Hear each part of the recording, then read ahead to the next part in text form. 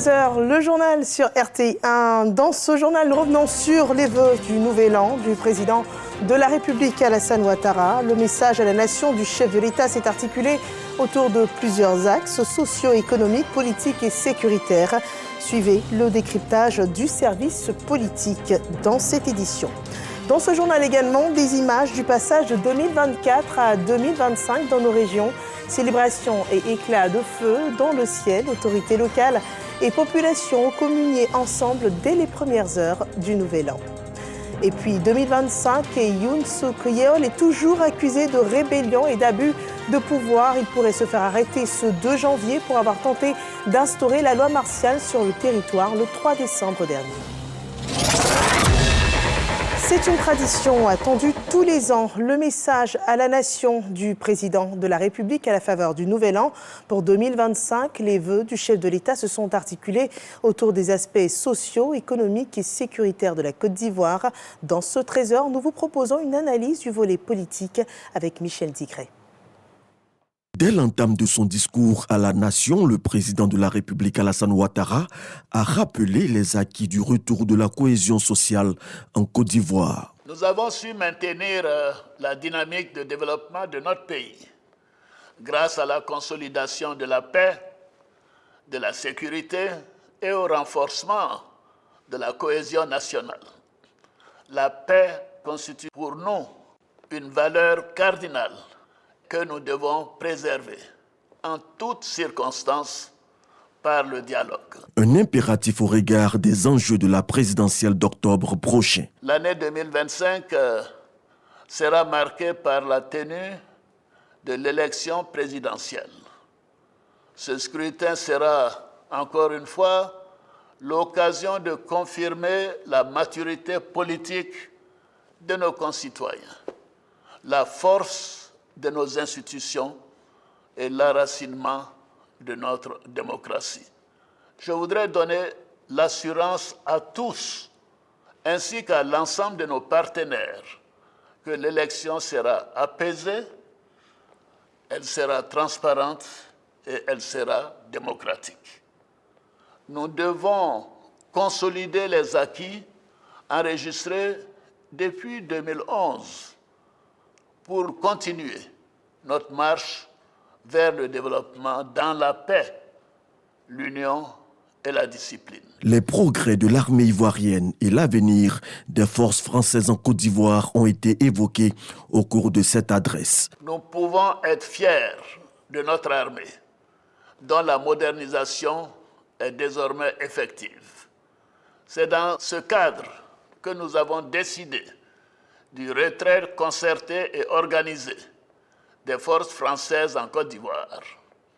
Ainsi, le camp du 43e BIMA, le bataillon d'infanterie de marine de Port-Bouët, sera rétrocédé aux forces armées de Côte d'Ivoire dès ce mois de janvier 2025.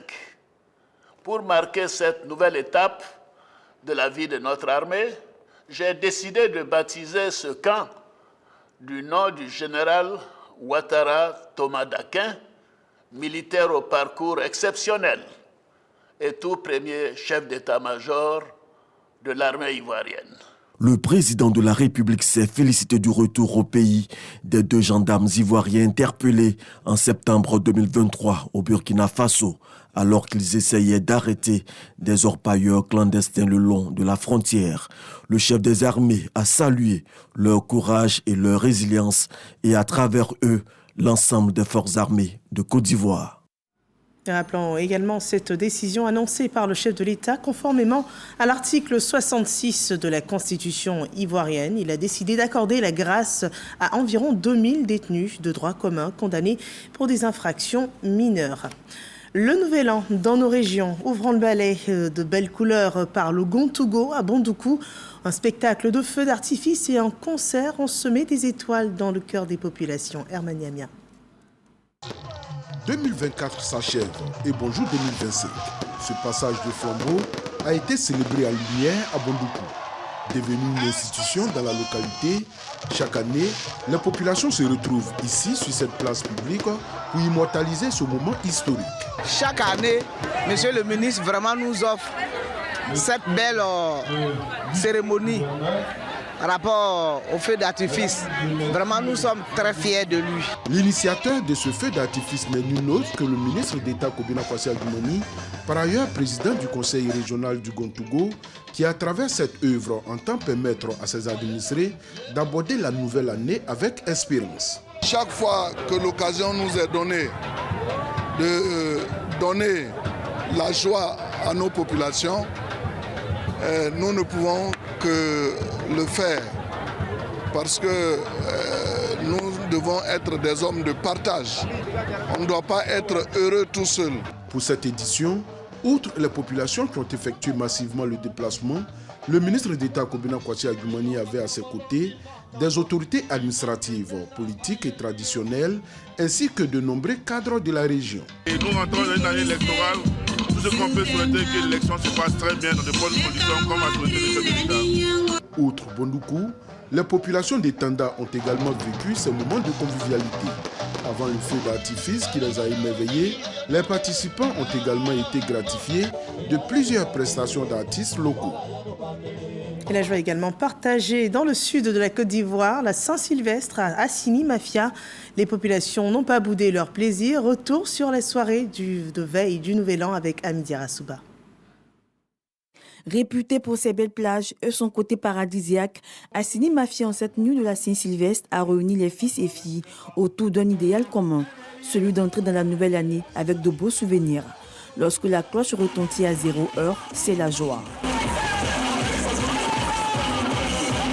Je suis très heureuse ce soir parce que c'est une première fois que je vois cela cette année. Donc je souhaite beaucoup de santé à le maire pour que l'année prochaine, il peut faire la même chose. Ce moment est une initiative du conseil municipal qui vise à permettre aux populations de passer un excellent début d'année. Ce soir, vraiment, l'objectif, c'était de nous rassembler.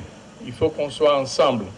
Il faut qu'on soit ensemble pour qu'on puisse réaliser tout ce que nous avons voulu faire et nous allons le faire. Ce réveillon de la Saint-Sylvestre est le premier du genre dans cette localité. La mairie entend perpétuer l'événement. Et les secouristes veillent la veille du Nouvel An. La soirée de fête n'a pas été de tout repos pour nos chers sapeurs-pompiers militaires. Leurs Goretti et Soro Corona ont suivi leur intervention dans la ville de Bouaké, une ville qui a aussi accueilli son premier bébé de l'année 2025. Une nouvelle vie arrivée aux premières heures de 2025 au CHR de Bouaké. Reportage.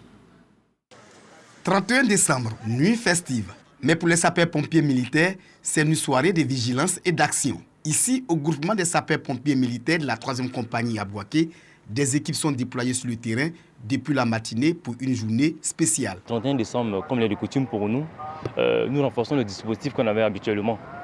En plus du dispositif habituel, mettons en place un dispositif qui va permettre aux personnes de fêter dans la joie. La Saint-Sylvestre, il y a des mouvements. Et tout ça, il faut être là, mettre un dispositif un peu plus près des hommes, afin qu'ils fêtent dans la joie. En fait. C'est le jour à venir, maintenant le pompier peut fêter tranquillement en famille. Il est minuit, une équipe se prépare à sortir.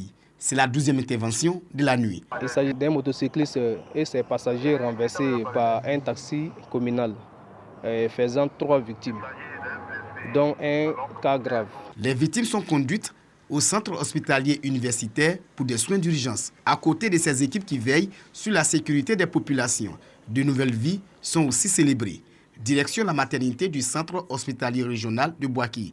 Le premier bébé de 2025 est né. Toutes ces sages-femmes qui m'ont aidé ce soir à pouvoir accoucher dans de bonnes conditions, je leur dis vraiment merci.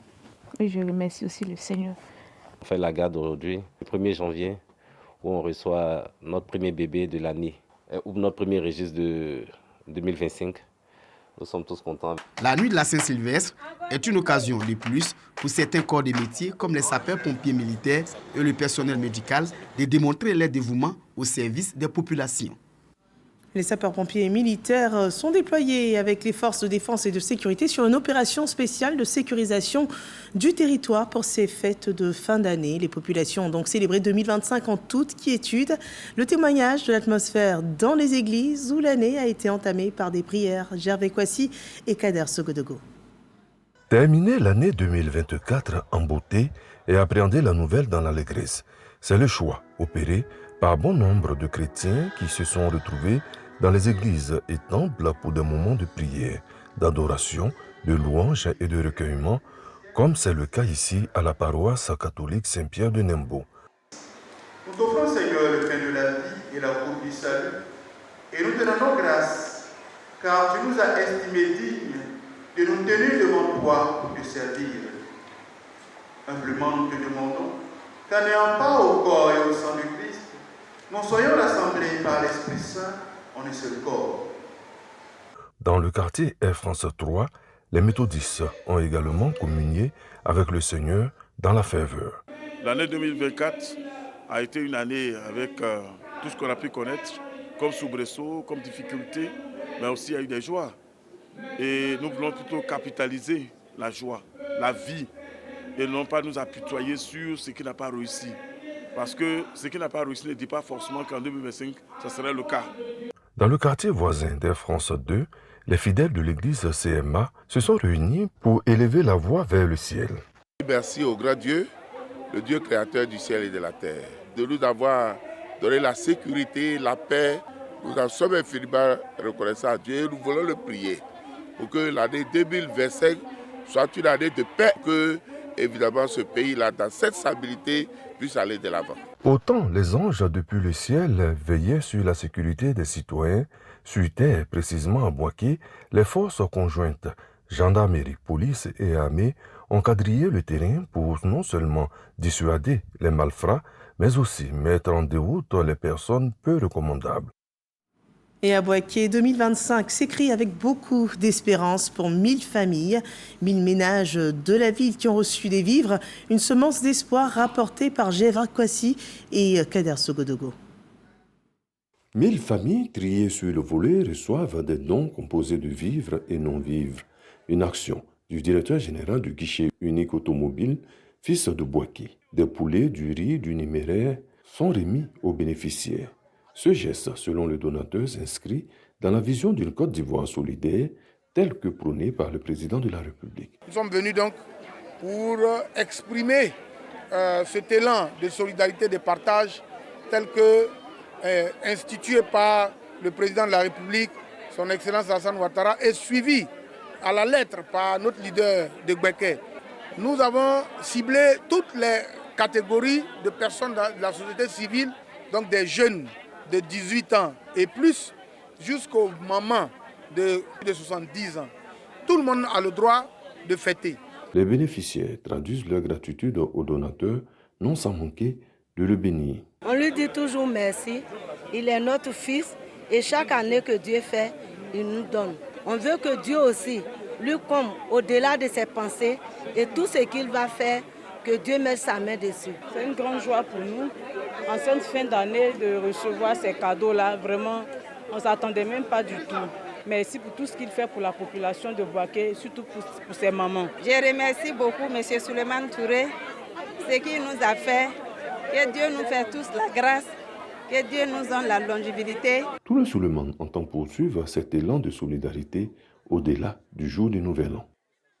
Et à Guimbé, dans le nord de la Côte d'Ivoire, une nouvelle année, c'est l'occasion de dresser le bilan des activités et prier pour la Côte d'Ivoire. Nous sommes à la paroisse Immaculée Conception de Guimbé avec Sie Kwasi et Souleymane Donissango.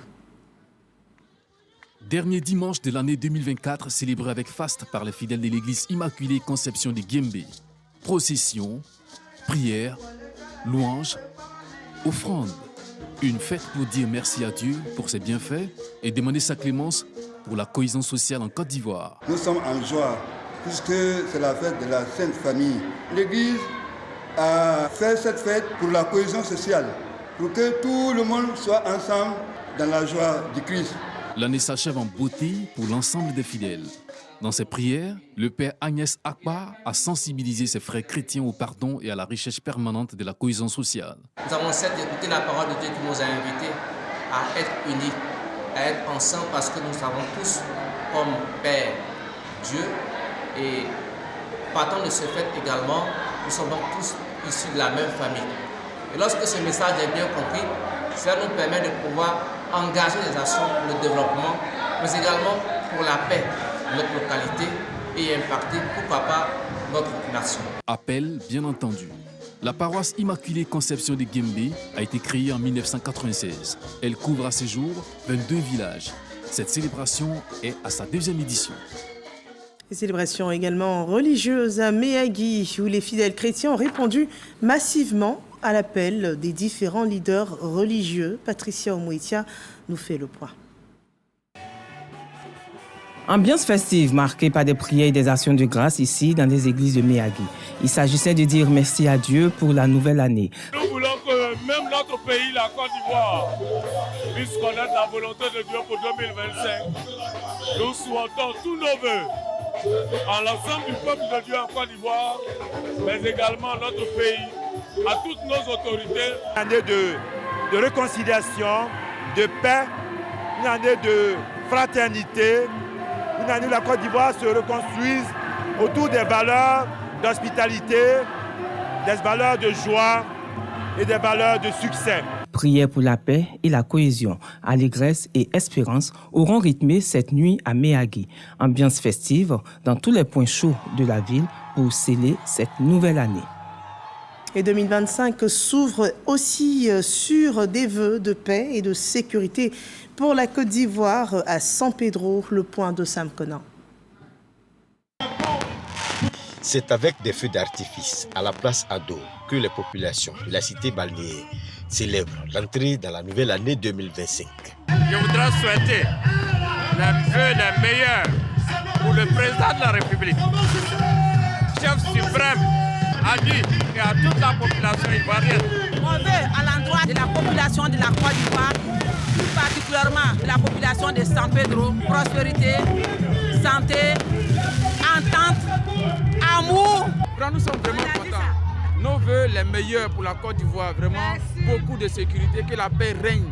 Si les populations de San Pedro célèbrent le réveillon de la Saint-Sylvestre dans la quiétude et la sérénité, c'est bien grâce aux dispositifs de sécurité déployés par les forces de défense et de sécurité. Le préfet des régions, Ousmane Koulibaly, accompagné de grands commandants, sillonne tous les points névralgiques pour s'assurer que le dispositif fonctionne. La sécurité est garantie et les fêtes peuvent se passer en toute quiétude parce que les instructions reçues par les commandants des forces ont été appliquées. Nous venons de les voir sur les lieux de culte et sur les différents lieux de réjouissance. San Pedro, dans ses habits de fête, célèbre dans la joie et la ferveur l'entrée dans la nouvelle année 2025. Une année qui devra connaître moins d'accidents de la route. Promesse faite par les transporteurs. Et la batterie s'offre les planches du centre culturel Jacques Aka de Bouaké. Le Jelly Théâtre, la troupe de l'intrépide Bidefer s'est mis en scène dans une histoire sur les valeurs du mariage. Jean-Yves Sadi et Soro Corona. La batterie, c'est le titre de la pièce de théâtre mise en scène par le Jelly Théâtre d'Abidjan. L'idée générale est le mariage qui récompense une femme modèle, intègre et soumise à son époux, qui lui soupçonnait son épouse d'infidélité. Bidefer, artiste, comédien et responsable de la troupe, donne les raisons du choix de la ville de Bouaké. Bouaké et les artistes de Côte d'Ivoire, surtout les comédiens, c'est une histoire de mariage. Moi, c'est ici à Bouaké que j'ai eu 2 fois le premier prix de théâtre de vacances culture. Et donc, pour moi, venir à Bouaké, c'est venir à la source. Le public de Bouaké, qui a effectué massivement le déplacement, pour cette soirée des riz, exprime sa gratitude. L'initiative est très belle. Nous, on dit merci. Parce que déjà, à l'orée de 2025, on rentre déjà avec le sourire, avec la joie. Un spectacle offert gracieusement aux populations par le maire de Bouaké. Tout ce que nous faisons dans la ville, cela ne pouvait se faire sans l'adhésion et sans le soutien de la population. Et donc c'est en reconnaissance de tous les efforts consentis par cette population et pour le soutien permanent que le maire offre donc l'ensemble de ces spectacles à la population pour leur dire merci et bonne et heureuse année 2025. Selon le représentant du maire de Bouaké, d'autres activités sont prévues pour permettre aux populations de vivre des fêtes de fin d'année inoubliables, à savoir des concerts d'artistes du moment, grands feux d'artifice et le déjeuner du jour de l'an en présence du maire Amadou Kouné. On passe à une nouvelle année, mais on préserve les acquis de la Côte d'Ivoire en ce qui concerne l'alimentation en milieu scolaire ont été récemment présentés au 24e Forum mondial sur l'alimentation scolaire. La ministre de l'Éducation nationale et de l'alphabétisation a présenté pour la Côte d'Ivoire les avancées significatives du programme ivoirien d'alimentation scolaire, un programme qui s'appuie aujourd'hui sur un réseau de 5602 cantines scolaires partout en Côte d'Ivoire. Suivant ce commentaire de Sephora Zegui. À Osaka, au Japon, la ministre de l'Éducation nationale et de l'alphabétisation de Côte d'Ivoire a marqué les esprits lors du 24e Forum mondial sur l'alimentation scolaire. Sous le thème « Prise d'initiative pour faire la différence », elle a présenté les progrès impressionnants du programme ivoirien d'alimentation scolaire. Nous avons, notre programme compte 5602 cantines et pour pérenniser les cantines scolaires, nous avons initié des micro-projets à l'école. Ces derniers temps, avec le secteur privé, parce que nous pensons qu'avec le secteur privé, nous pouvons accroître la couverture. Avec 5602 cantines scolaires en activité, la Côte d'Ivoire a mis en place des initiatives clés. La création d'un conseil national pour la nutrition et le développement de la petite enfance et une étude démontrant les bénéfices de l'alimentation scolaire sur la santé et l'éducation. Nous avons en Côte d'Ivoire un conseil national de la nutrition, l'alimentation et le développement de la petite enfance qui a été créé depuis 2014 et qui est logé à la primature. C'est un conseil qui offre une plateforme de coordination des actions entreprises au niveau de tous les secteurs.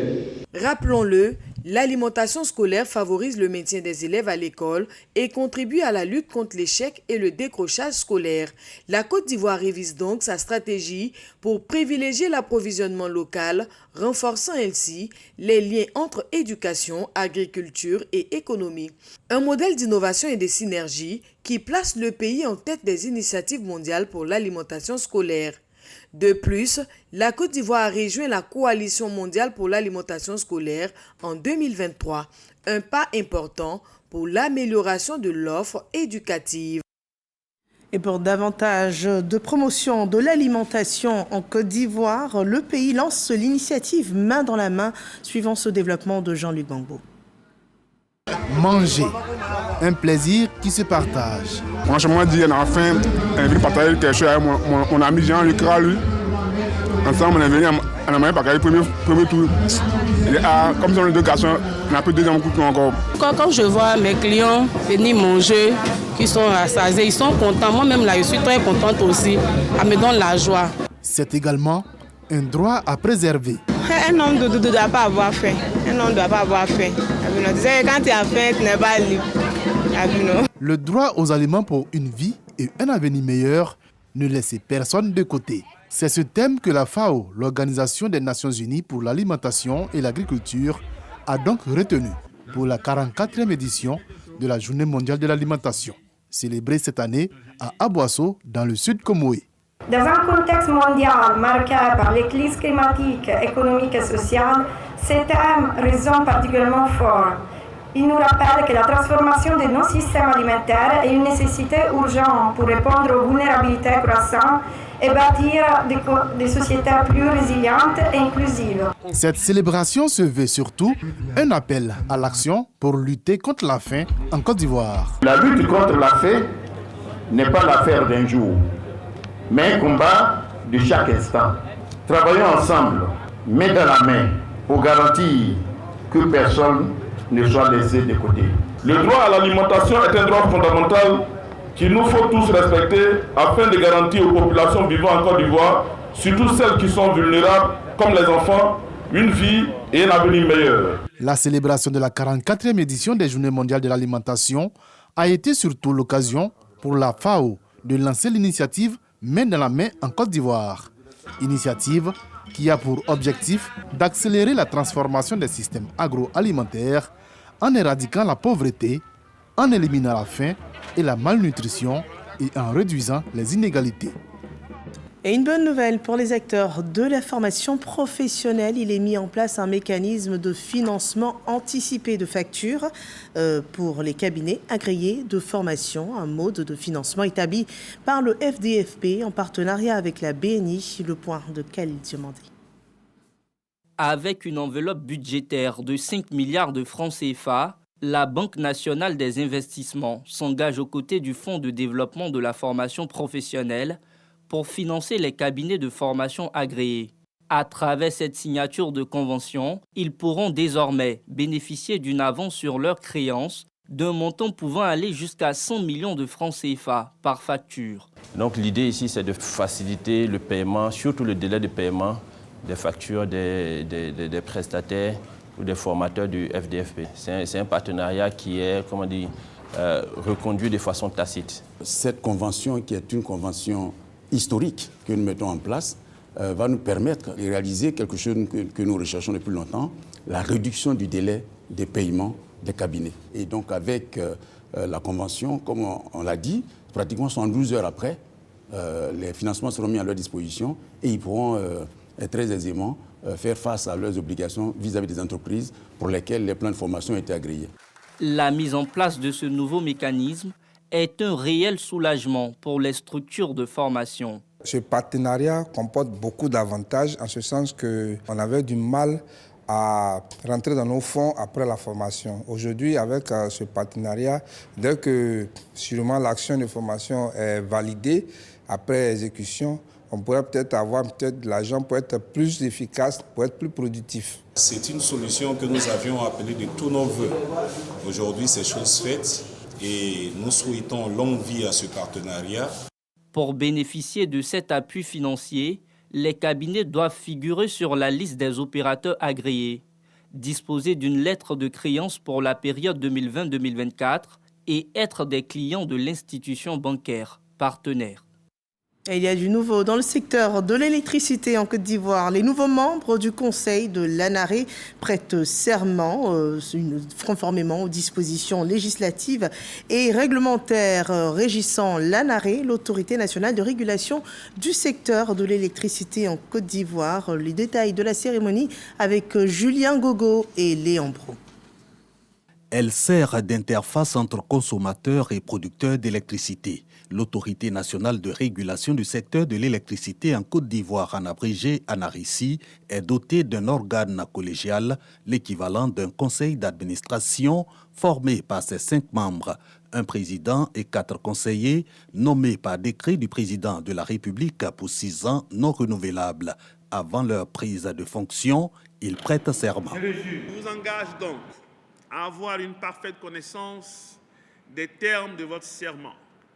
Dans l'exercice de vos responsabilités, il s'agira concrètement pour vous d'engager des réformes structurelles fortes et rapides qui vont contribuer à la mise en place d'une politique globale tendant à assurer efficacement et sans état d'âme la sécurité et la régulation du secteur de l'électricité. Garant de la gestion technique, administrative, juridique et financière de l'ANARICI, le Conseil, de par sa mission, est indispensable au secteur de l'électricité. L'ex-secrétaire d'État Brice Kouassi en est le nouveau président. Merci au président de la République pour sa confiance renouvelée. Retenons simplement que nous avons pour obligation de défendre les droits de tous les acteurs du secteur. Faire en sorte que les droits et les obligations des uns et des autres soient aussi respectés pendant ces 6 années à venir. Cette cérémonie de prestation de serment couronne le processus de mise en place du nouveau conseil de l'ANARICI, un collège d'experts reconnus chacun dans son domaine de compétences. Et des informations sur cette attaque au véhicule bélier à la Nouvelle-Orléans aux États-Unis. Selon la police, le conducteur a cherché à écraser le plus de personnes possible. Au moins 15 personnes ont été tuées, des dizaines de personnes blessées lorsque ce véhicule a foncé dans la foule dans un quartier touristique de la ville américaine. Toujours selon la police, l'auteur présumé est mort. Il était un ancien militaire inspiré par le groupe État islamique et se serait radicalisé ces dernières années. En Corée du Sud, le mandat d'arrêt du président déchu pourrait être bien exécuté ce 2 janvier. Le chef de l'État est suspendu de ses fonctions, mais toujours officiellement en poste. En Corée, Yoon Suk-yeol a été accusé de rébellion et d'abus de pouvoir pour avoir tenté d'instaurer la loi martiale sur le territoire le 3 décembre dernier. Il devait être interrogé, mais il ne s'est pas présenté aux multiples convocations des enquêteurs. Le président déchu, ce jeudi, résiste encore pour le 3e jour consécutif à son arrestation, promettant de se battre jusqu'à la fin. Et voilà, c'est la fin de ce journal. Merci de nous avoir suivis. Excellent après-midi sur RTI1. Ce journal était traduit en langue des signes. Je vous retrouve lundi à la même heure.